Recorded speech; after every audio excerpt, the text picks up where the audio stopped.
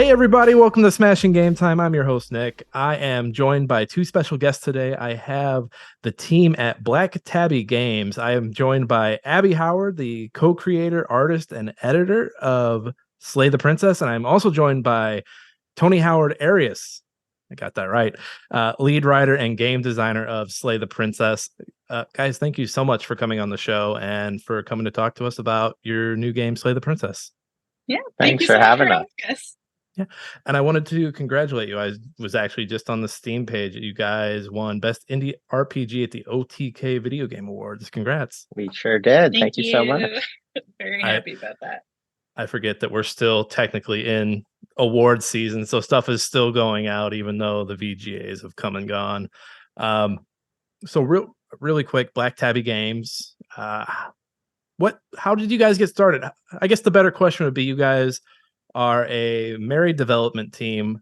Mm-hmm. How did you guys meet? It was through a mutual friend that I knew in high school, and when I went to college with. Yeah, Tony went to college with her, and then we met through her, and we wound up doing a tabletop game together. Tony DM'd, and I thought he was cute, so we started going on dates together, and that's how we started.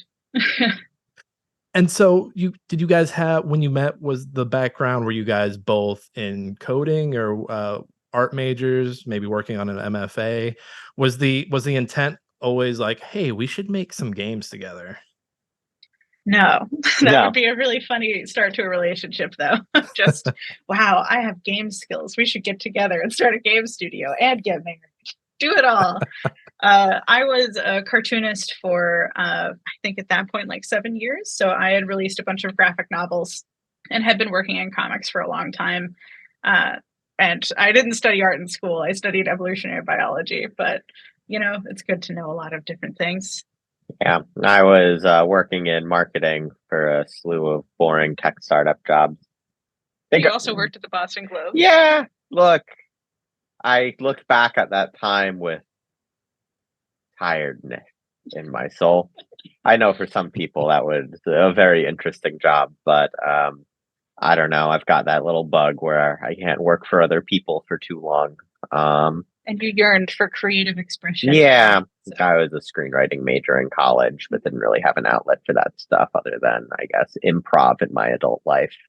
After a couple years of us dating, I want to say. We were at New York City Comic Con together, and Tony was kind of between 4 years. 4 years. I don't know how many. Anyway, we've all lost track at this point. We got talking with a friend of ours about doing a demon dating simulator.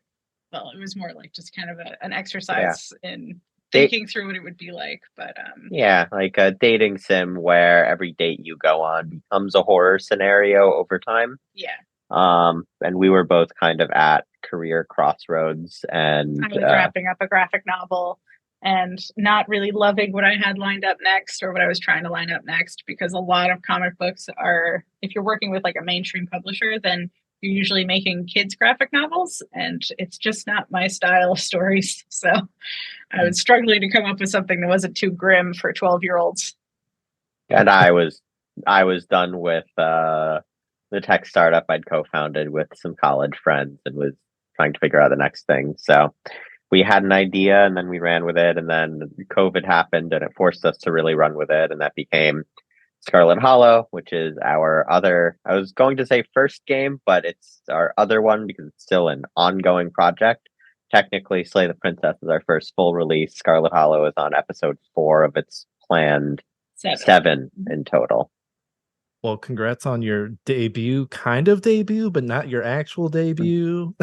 Yeah, some awards consider this our debut, and others do not. I don't know what to make of that. So technically, you guys are a brand new indie developer. Technically, this is our first game. We came out of nowhere with this one. It's their first game. They've never done this before. Well, they've never released the full thing right away. But no, we've never done an ending before. So they've never done an ending. Well, congrats on the release. And it sounds like you guys both lived plenty of past lives before you got here. You mentioned Scarlet Hollow, your first game that is still, you guys are still going through the episodes, kind of got a telltale thing going there with the episodes, a Delta Rune, if you will. Hey, you guys are in good company. So I haven't played Scarlet Hollow, but I've watched a trailer. I've seen some clips from it, and very human story. And Slay the Princess, you actually mentioned this in a drawing stream that you were doing, more existential. What was the thought process of going from one to the other? I think part of it is I'm more of an existential writer.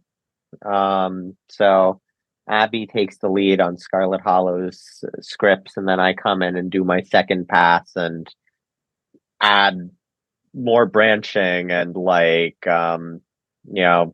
variable relationships and stuff like that. Whereas Slay the Princess was really born out of what's a second project we could do that doesn't impede on Scarlet Hollow's development time too much. Because I had a bunch of bandwidth between episode releases while I would wait for Abby to have the first draft of the script done. And you came up with a good idea. Yeah, it was a good idea too. Yeah. And it wasn't just going to be any game. Yeah, exactly.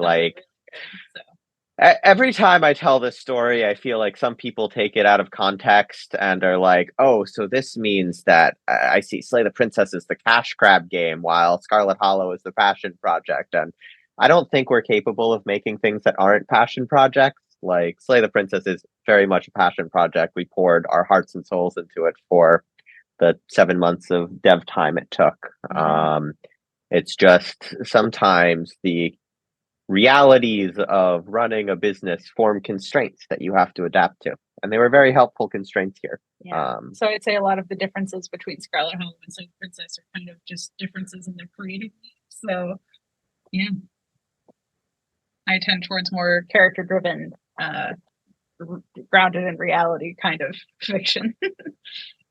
With it being more on the existential side, does that make it harder on you guys from a marketing standpoint? There have been no marketing challenges with Slay the Princess. It's been the easiest thing to market. I think there are a lot of marketing challenges with Scarlet Hollow. I think one of the biggest ones is that it doesn't really fit into the confines of how you typically pitch games.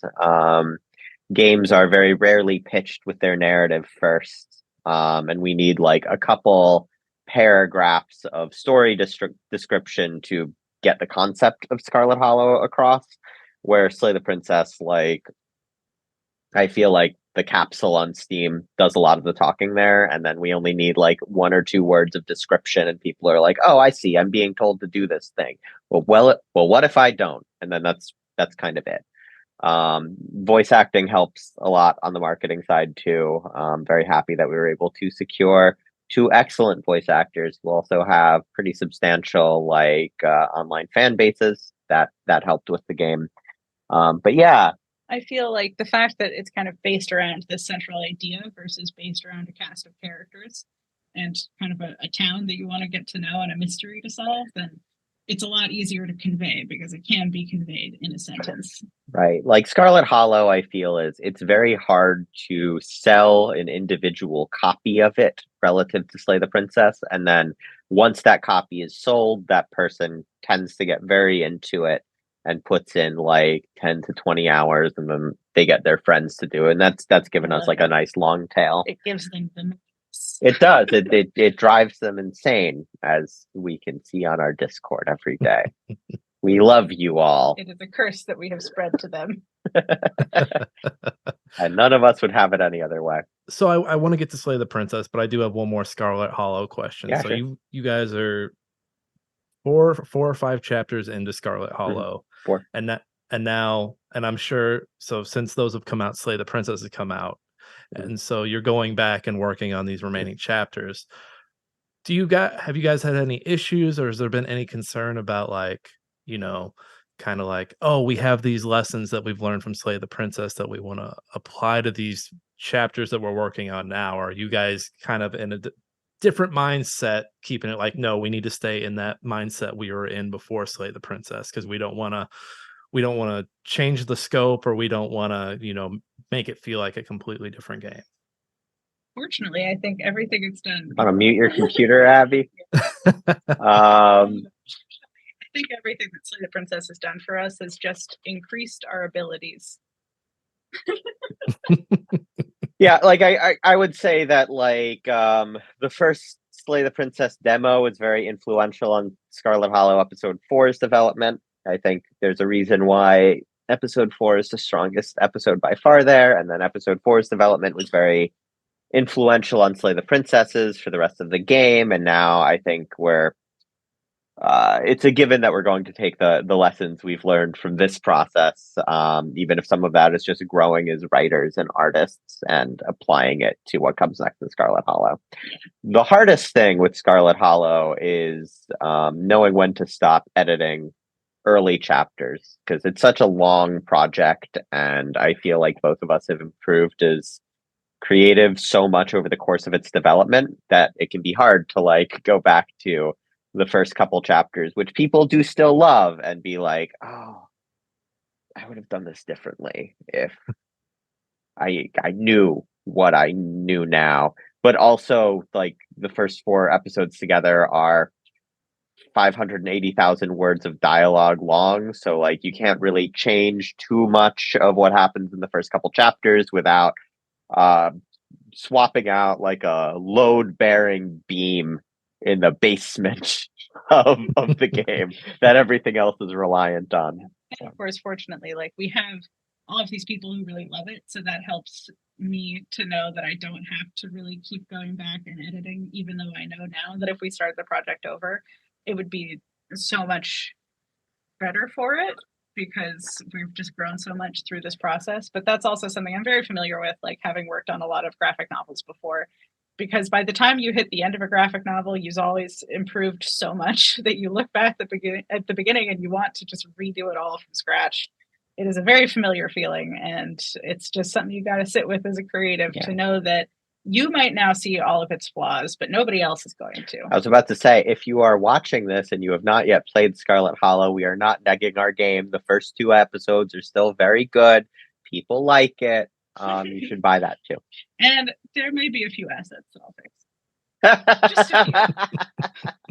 It's okay. It's only like 5 of them. Well, I think that's a very human reaction, especially when you're working in the arts. I've got a screenplay that's buried in the yard that no one should ever see. But at one point, I thought that was the greatest thing I ever wrote. So I can totally relate to the feeling like earlier stuff's not, representing you where you're currently at. Exactly. So that leads me into my next question. Slay the Princess, what the hell, you guys? You're supposed to save the princess. Where did this idea come from? So it started with playing in a room of constraints, and those constraints were what scenarios can we come up with that would require fewer individual art assets from Abby. So like if we're looking at like just sort of making almost like a bottle episode type game where it's a singular location with like one character on screen, what can we do with that? And I think it very quickly landed on the idea of, okay, what if you're sent into a basement to execute this prisoner? And you're kind of given some information that she's very dangerous, but you're given a suspiciously light number of details, and have to decide what you do on that. And the reason that you're given so few details is she's like a monster that changes her shape based on what others believe her to be. So inherently you have to have incomplete information, otherwise you get, the more powerful she could be. So, and then when she exhibits any amount of power, then it's just like an exponential scale from there. And then that very quickly grabbed a princess angle to it. I think Abby suggested a princess angle. Because it was like locked away in a tower. I think it was always a cabin, but just like the idea of some important person locked away. Yeah, so. And then she suggested just calling it Save the Princess. Ironically, I realized that Slay is like a half rhyme with save, and to our astonishment, when we Googled the title, which instantly felt like a great title, there really wasn't much of anything. So we rushed into that. Before someone else could, gobble it up. So it's an existential game, and very dark game. Like if you're just looking at screenshots, you're like, oh, this is kind of dark. But I found it as I was playing it more and more, this game's kind of funny. Was that always the intent? Are one of you secretly a comedy writer? And We both are. Okay, all right. I start doing like just gag comics, and I've always loved, especially the intersection of horror and humor. It's always been kind of where I live. So yeah, I wrote comedy in college, and yeah, like I think horror and humor have a lot of similarities in how they play with the audience's expectations, and because of that, they're very effective when used in conjunction with each other, where you can use comedy to subvert expectations in one direction, which gives you more room to re-subvert those expectations in another direction with horror. Now, Tony, you mentioned some improv earlier. Was there any improvisation during any of the recordings? I know you guys got some very talented voice actors who very little. There's one line. Which one? The bomb. Oh yeah, could we have a bomb? But yeah, for the most part, they just stuck to the script. Okay, and so there, we were talking before we hit record. So many princesses, so many. When it came to directing your voice actors, I mean, did you were you bumping into situations where like, okay, well, the prisoner's sounding too much like this princess over here, we need to change this or that? Was there a lot of like rewriting on the fly when you realize that like, oh, this is kind of, these two things are kind of bumping? There wasn't any rewriting from this. But some of the princesses were definitely really hard to figure out. Especially there are some princesses that are fusions of two princesses, and those are the hardest to record. The hardest, because you have to say, well, these two voices. Can you somehow do one that is both of them at once? Unfortunately, we can help with like some vocal effects for some princesses. So that means we can just carry over a vocal effect to the fusion princess, and then that helps. And then she can kind of like read it more like the other princess, and that fusion works. But then there are some that were just so difficult. And it's because like she's an incredible voice actress, and we just gave her a horrible challenge. So any particular princesses stand out as a nightmare to record? That wasn't an on the nose comment. That wasn't pointed at the nightmare. Yeah, the Wraith was really hard. Like somewhere in between, because that's Nightmare and Spectre together.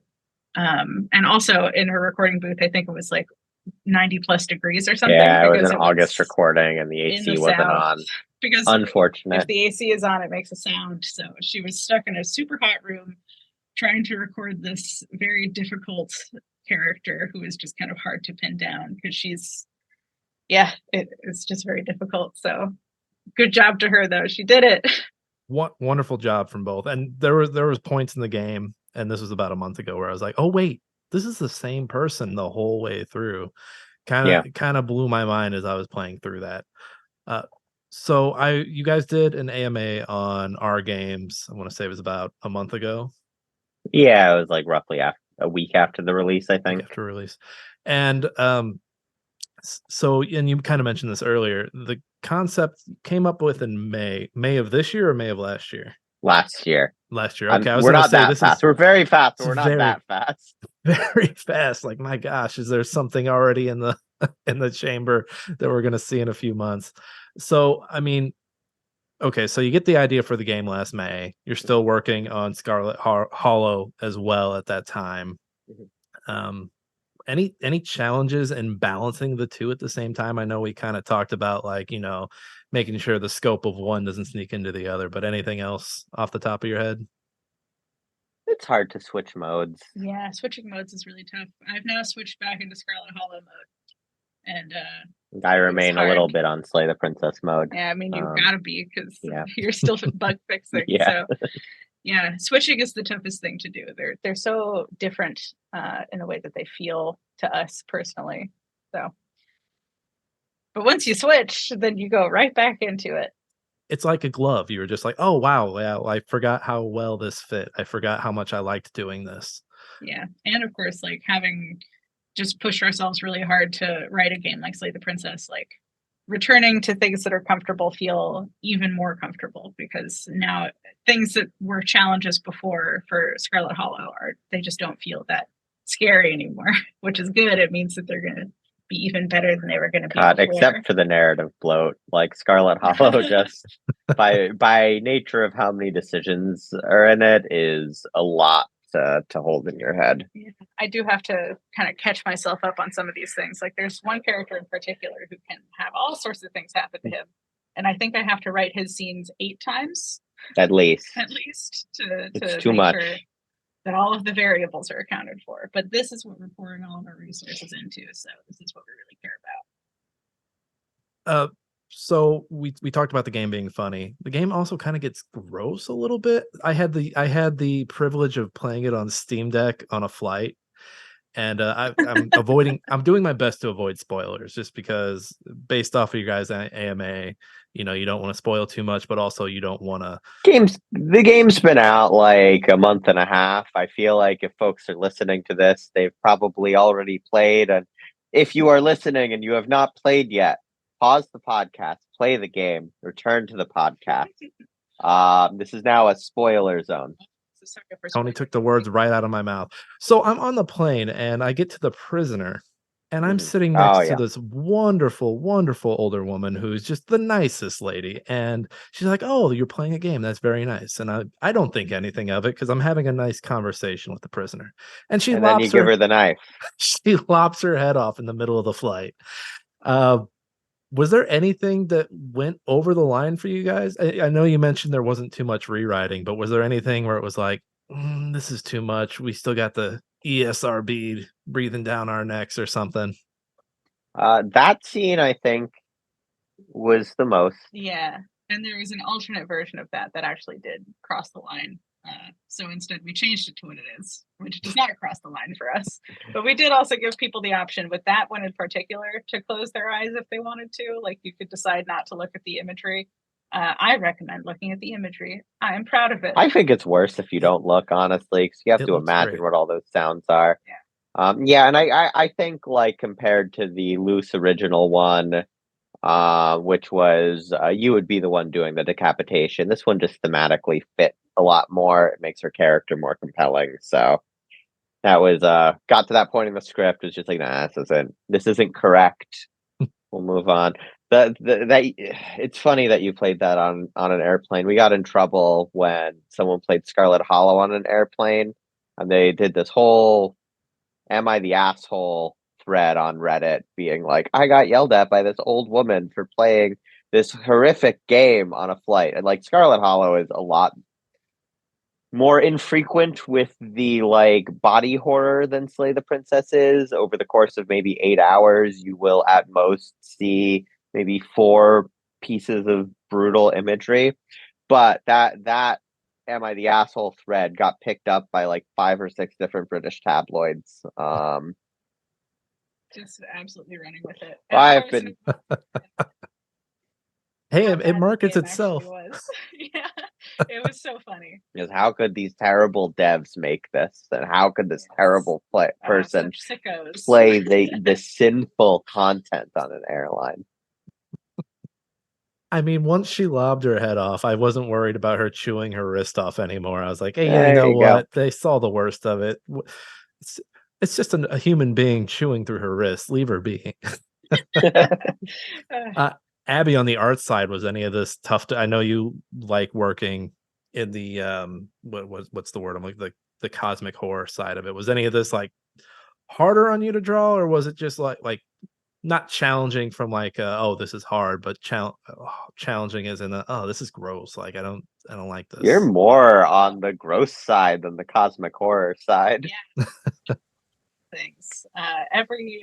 Like the reason that the gore is so it's lovingly rendered, I would say, and that's because it fascinates me, the flesh, you know. So yeah, just I love to meditate on having a body and how horrible that is, and all of the awful things that can happen to it. So yeah, horrible. It's rad having a body. In fact, made a lot of the things probably more awful than they had to be. There's another part in the Beast chapter that can get pretty gross. Part where you get bored, yeah. Beast, it can get pretty gross. I played that one last night, and I was like, okay, are you gonna swallow my top half so I can stat? I was sitting there watching. I was like, oh, because there were a few times where I like made a choice, and I was like, okay, like obviously the next choice I'm gonna make is the one where it's do or die, and I didn't get that choice. I died right there. I was like, oh no, my guts. Yeah, were you bitten in half? You're bitten in half. That's a different one. Yeah, because you can also get swallowed whole. Inside of her, and you're dissolving, and you have to like cut your way to her heart. Anyway, I had a lot of fun with that. I think I read one of the achievements and kind of had that spoiled in the achievement. Yeah. And so when I got cut in half, I was like, oh, are they going to come back for the other half? So yeah, but the bottom half of me was taken out, and yeah, that was gross. That was really gross.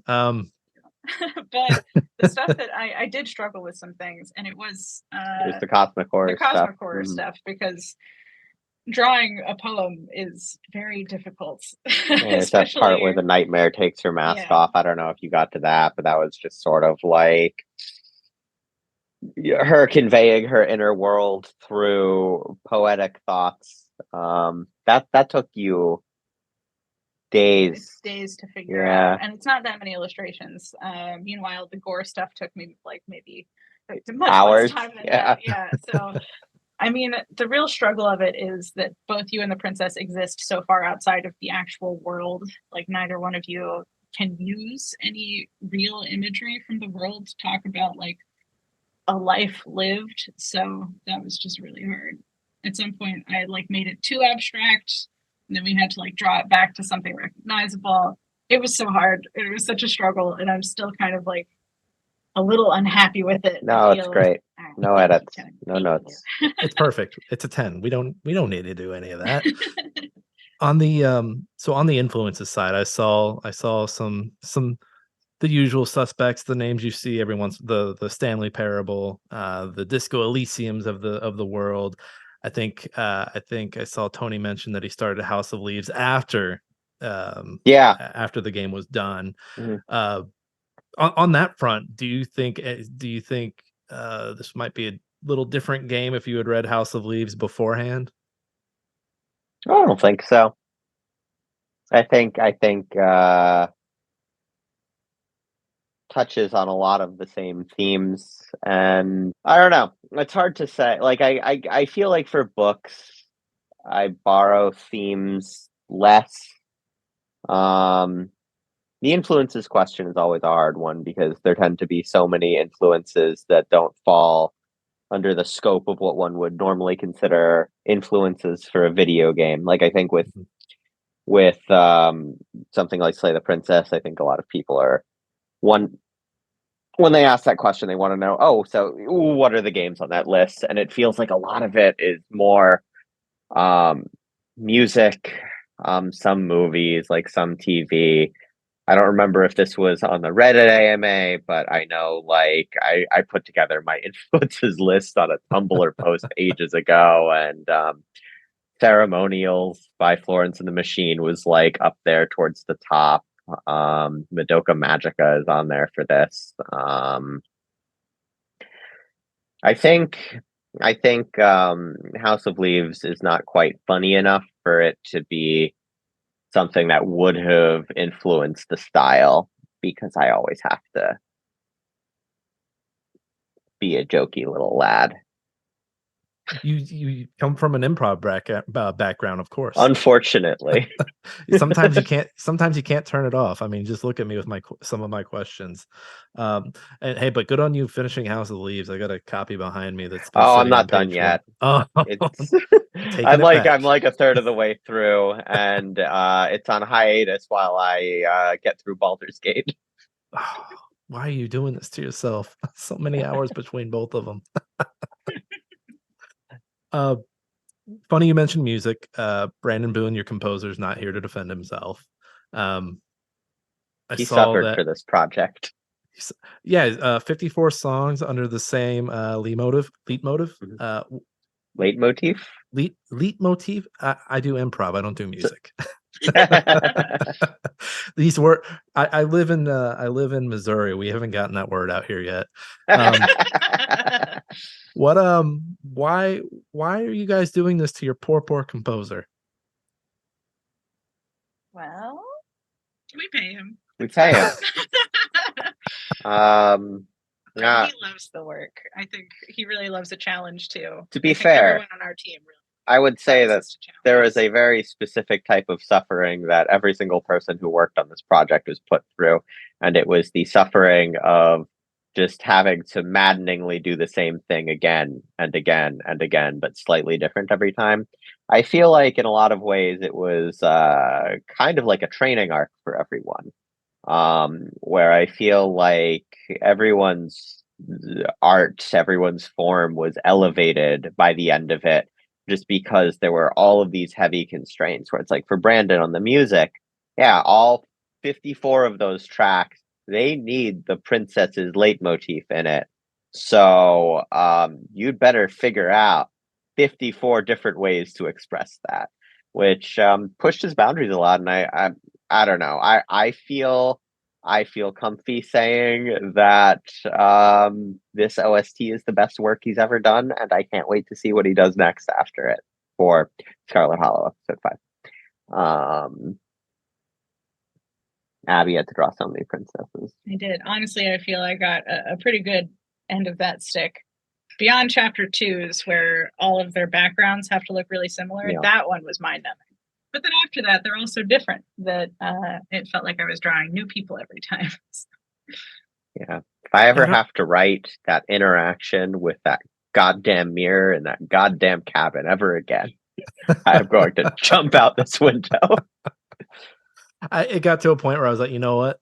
No one's acknowledging the mirror. I think I'm going to leave it over there too. Just leave it be. Great.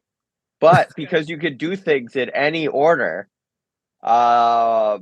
every single one of those has to exist as its own conversation, including the chapter 3 ones where we throw it right in front of you so you can't ignore it.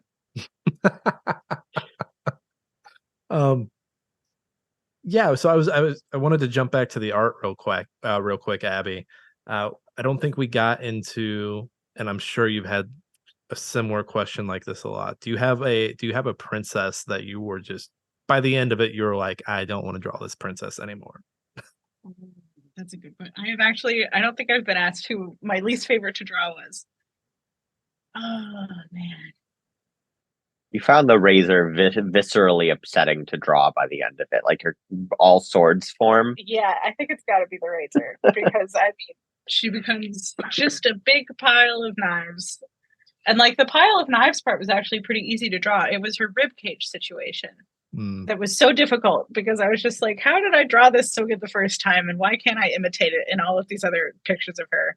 It's got to be between her and, even though I love drawing the Fury, she was a pain in the ass because she's got a lot of parts that I have to keep track of. She's the one who's like the flayed god. So she's got like wearing a dress of her own skin. The dress is easy.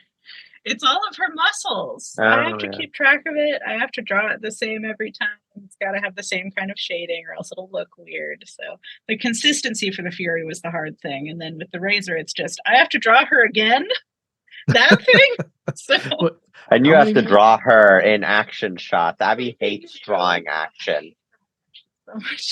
So are those like the square panels that like, so like if you were fighting the princess over the knife, those like 3 square panels? Yeah, kind of. Then there's other action shots that are like full screen CGs. Yeah, I like, have all to of them draw are her annoying. Like, it was a bunch of stuff, and then there's like a separate variation for the ending of the Razor where you can force her knife body to crumple. So then I had to also draw the giant mini knife woman crumpling. So did a great job. It was quite the challenge. Yeah, it looked great. Yeah, thank you very much. We have a lot of similarities, but there's just a few areas where there's like a heavy push and pull between us. One of them is like my main extracurricular growing up. The martial arts. So I'm always like, all right. So then you throw this kind of punch, and then you move like this, and then Abby never wants to draw a fight scene ever. Well, to be fair, you're also I have to draw it from a first-person perspective, which does not make it very fun because I can absolutely draw action if it's two characters fighting, because fair. then it's like an interesting interaction. Whereas when it is just something is happening to your body, then it's like, oh, her limb is flying at you again. Game 3 will be third person with a fixed design for the protagonist. And it's nothing but action scenes, nothing but fights the whole time. So you both had a hand in the writing. How much did you guys enjoy writing the they're not all heroes, but all the voices of the heroes? So like the voice of the hunted and all. Did you? The better question is, did you enjoy writing the voices or the princess more? The princess was always more enjoyable to write for the most part. There were some voices that were really fun. Really like the contrarian, really like the opportunist. But there's a lot of complexity with them, and there's a lot of challenges in terms of like, especially when you get to chapter 3, there's a lot of conversations in the woods where a given chapter 3 might have as many as 4 different like potential voices who could show up. So all those conversations had to be structured in a way where it's like, and then if you have this combo, it veers off in this direction, and this combo veers off in this direction, but then they all have to join in on this central idea so the story can move forward and be consistent again. So that was like kind of maddening to write. Yeah, I think that would probably sour you on almost anything. And not sour, I suppose. No, I didn't sour, but it was a challenge. Yeah, and plus the princess is so different that I think it's a similar thing to the art where she's so strange every time that figuring out her voice is really fun. Right. Yeah. And I'm sure the visual aspect helped, whereas you have the visual, oh, hey, this is the prisoner. We know that she's devious and can't be trusted and has the chain and everything. Whereas, oh, another disembodied voice. All right, how's this guy got a sound? What's he look like? Who am I what friend am I picturing in my head that we know? Something like that. And it is like Johnny did an incredible job just immediately coming up with a voice for like every single one of them. Yeah. It was pretty amazing. I know that you guys had mentioned that, you kind of didn't want to talk about the ending, and like, it's more fun for everybody if they add their own interpretation. So I won't do that for you, but what is something that for players who play Scarlet Hollow or Slay the Princess, either one, what is something that you want players to come away with from either experience? So something we were talking about earlier, and I tweeted about this a little bit tonight, is I feel like there's this very logical, task-driven orientation that people have when they play video games, that specifically for choice-driven narratives, I think lessens the experience. So this in the context of Slay the Princess, or folks who are constantly grasping either for, let me find the most logical choices to make rather than acting off of emotion, or people who enter either of our games kind of from the position of, well, I'm going to 100% this and see everything, and I'm going to be methodical about it, where we go out of our way to make 100%ing it in terms of seeing every line next to impossible. There's so many tiny variations. And it would drive you as insane as it drove us to write. Yeah. But like at the end of the day, we want interacting with narrative games, and especially our narrative games, to be more about the joy of discovery, of putting yourself wholly in this position and reacting in this like, very emotional human way with the text, rather than min-maxing their way to an ideal world state. Yeah, like on Scarlet Hollow's development, when he first started designing interactive narratives, a big note on the wall to guide ourselves was avoiding something that really frustrated me growing up playing 2000s era BioWare games, which were hugely formative experiences, and I love them dearly.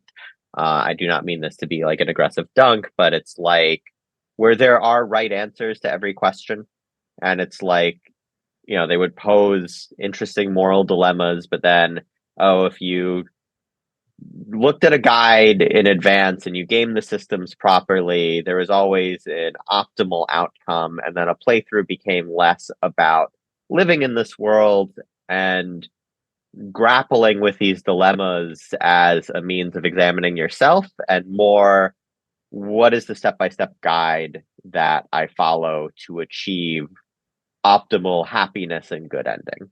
So the takeaway we would want people to have is, don't do that. Yeah. Play by your heart. Stay off the internet. Get off the YouTube walkthrough video. What are you doing? Don't watch that. So Scarlet Hollow, I don't know how much longer that's going to take you, but let's say, you guys finish that up, you get the rest of those chapters out. What is next? You got your thing first. Yeah, I have a webcomic that I have to finish. It's been on hiatus for a very long time, but it will be finished as soon as Scarlet Hollow is done. Yeah. And then I do have another comic I want to do after that. We're doing a third game. I think we're probably going to do a third game before I can get to my little anthology that I want to do. Yeah. But what third game is up in the air right now. We have a bunch of good ideas. That list expands and contracts pretty much every month, so who knows where we'll be a couple years from now when Scarlet Hollow is finished and Tony has nothing to do but sit around and ponder while I finish my which will take between like 1 and 2 years, probably 2. More than 2, I don't know. Probably more than 2. No. No. He's his most dangerous when he's sitting around pondering like that.